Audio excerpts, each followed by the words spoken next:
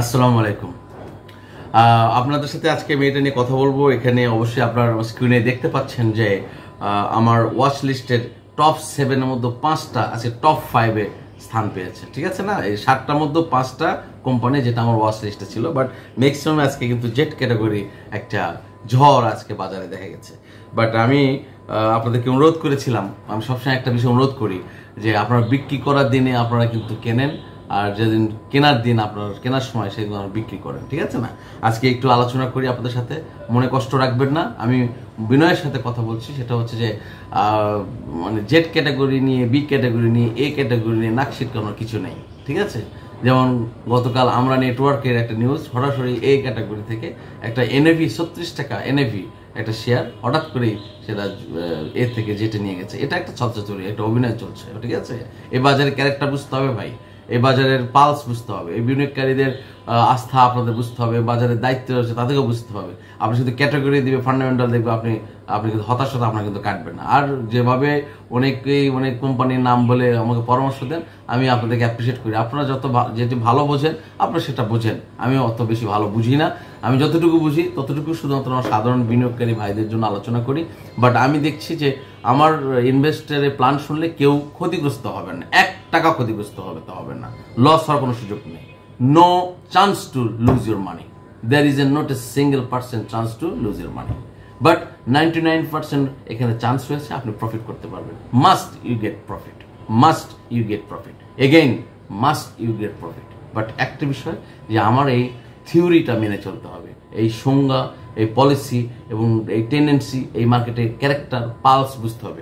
আজকে আমি যে তথ্যগুলো দিচ্ছি, এখানে স্ক্রিনে যেটা দেখতে পাচ্ছেন, আপনার আমার বাম পাশের স্ক্রিনে যেটা দেখতে পাচ্ছেন, যেখানে টপ 7-এর ওয়াচ লিস্টের 470টা কোম্পানির মধ্যে 60টা কোম্পানিকে যদি আমি নেই, তার মধ্যে 5টা কোম্পানি আমার ওয়াচ লিস্টের মধ্যে ছিল। তার মধ্যে 1 নম্বর আছে রিজেন্ট টেক্সটাইল, এখানে আজকে হল্ট ছিল, এটা jet category share, closing price হয়েছে আপনার 4 টাকা 40 পয়সা, আজকে 40 পয়সা দাম বেড়েছে। 1,30,000 শেয়ার এখানে হাত বদল হয়েছে। এখানে ডিরেক্টরশিপ রয়েছে 54.55%, ইনস্টিটিউট রয়েছে 4.61%, পাবলিক রয়েছে 40.84%, পাবলিক রয়েছে। প্রশ্নটা হচ্ছে যে আজকে যারা কিনেছেন, এই যে 1,30,000, আজকে কিন্তু বেশি বিক্রি হয় না, ভেরি গুড। আজকে হাত বদল বেশি হয় না, ইটস ভেরি গুড, অ্যাপ্রিসিয়েট। আজকে যারা কিনতে আসছেন তারাই হলো আপনার ট্রেডার, আর আজকে যারা বিক্রি করেছেন তারা যদি লাভ নিয়ে থাকেন অভিনন্দন জানায়, যারা বিক্রি করেন নাই they are really investors. Wait করে, take time, your time will come to your hand. This is your opportunity. Okay? So আমি অনুরোধ করবো ইনভেস্টরদেরকে, প্যানিকড হবেন না, অস্থির হবেন না। একটা গাছ লাগান, গাছ লাগানোর পর সে গাছে পরিচর্যা করুন, ফুল আসতে দিন, কলি আসতে হবে, ফুল ধরবে, কলি আসবে, ফলটা আস্তে আস্তে বড় হবে, এরপর পাকবে, তখন আপনি খাবেন।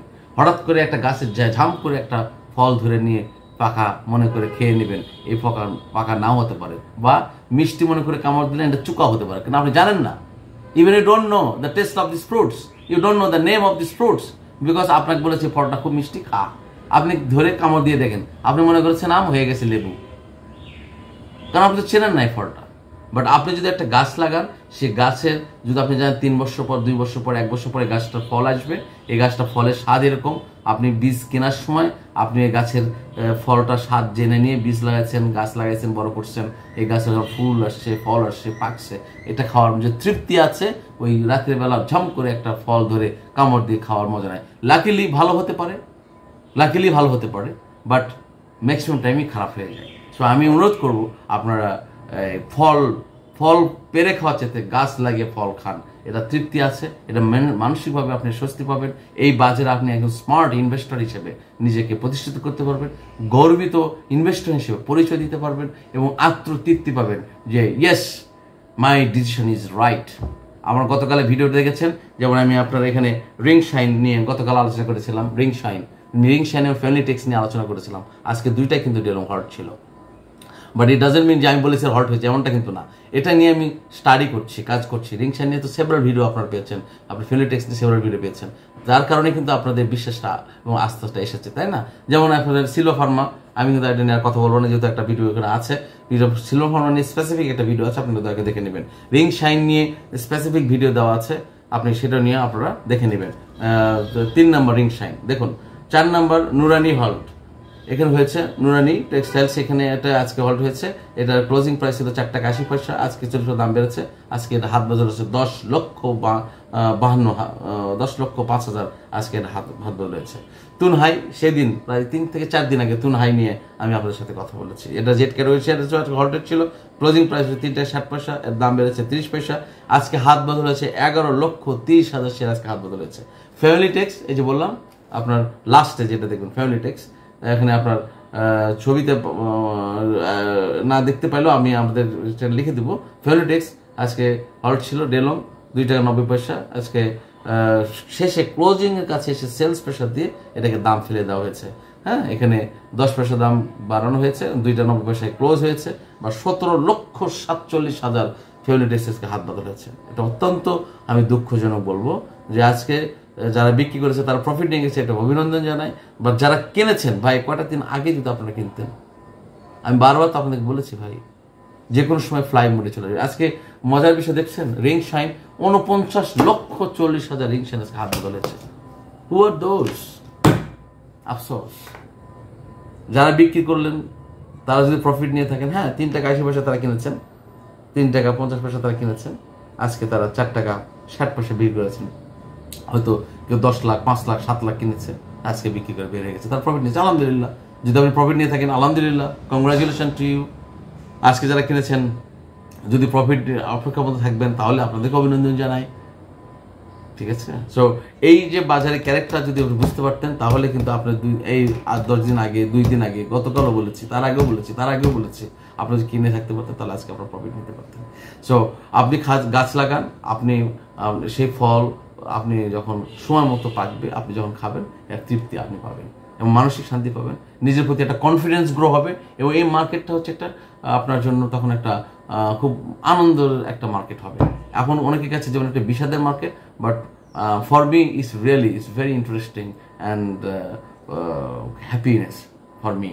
This market is very interesting and happiness for me. আমি এই মার্কেটটা খুব পছন্দ করি, কারণ এখানে আমার এক্সট্রা কোনো ইনভেস্ট করতে হয় না, আপনার শপ রেন্ট দিতে হয় না, কারেন্ট বিল দিতে হয় না, আমার এক্সট্রা কস্ট নেই, আদার্স কস্ট নেই, আমার এমপ্লয়ি স্যালারি দিতে হয় না, হ্যাঁ, আমি অ্যাডভান্স মানি করতে হয় না। What is my capital?